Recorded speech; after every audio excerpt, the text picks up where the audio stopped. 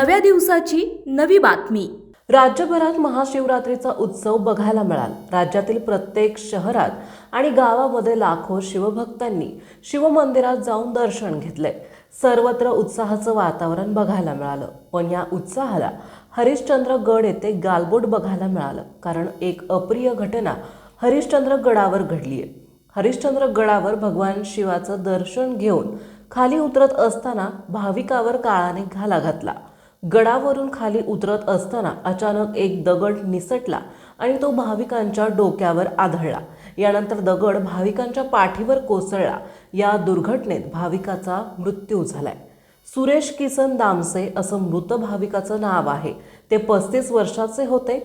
सुरेश हरिश्चंद्रगडावरून दर्शन घेऊन खाली उतरत होते, पण याच वेळी कड्यावरचा सैल दगड अचानक खाली निसटला आणि त्यांच्या डोक्यावर आणि पाठीवर कोसळला। या दुर्घटनेत त्यांना गंभीर दुखापत झाली आणि ते जागेवरच बेशुद्ध झाले। या घटनेनंतर इतर भाविकांनी आणि स्थानिक ग्रामस्थ तातडीने मदतीला धावले। हरिश्चंद्रगडावरून खाली नेणे आणि वैद्यकीय मदतीसाठी घेऊन जाणं हे खूप कठीण कार्य होतं। मदत कार्य करणाऱ्या ग्रामस्थ आणि भाविकांनी दुर्गम आणि कठीण पायवाट असल्यामुळे 5 किमी पायी चालत खिरेश्वर गावात सुरेश दामसे यांना जखमी अवस्थेत आणलं गेलं। तिथून त्यांना पुढील उपचारासाठी नेण्यात आलं, पण डॉक्टरांनी तपासल्यानंतर सुरेश यांचा मृत्यू झाल्याचं घोषित केलं। सुरेश दामसे हे पुणे जिल्ह्याच्या आंबेगाव तालुक्यातील घोडेगावचे रहिवासी होते। या घटनेमुळे दामसे कुटुंबियांवर दुःखाचा डोंगर कोसळला आहे। या घटनेमुळे परिसरात मोठी खळबळ उडाली आहे।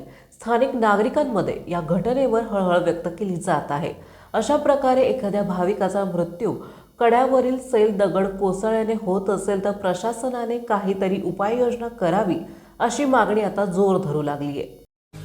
आपल्या परिसरातील महत्त्वाच्या बातम्या पाहण्यासाठी आजच नवप्रभात न्यूज चॅनलला यूट्यूबवर सबस्क्राईब करा आणि बेल आयकॉन प्रेस करा।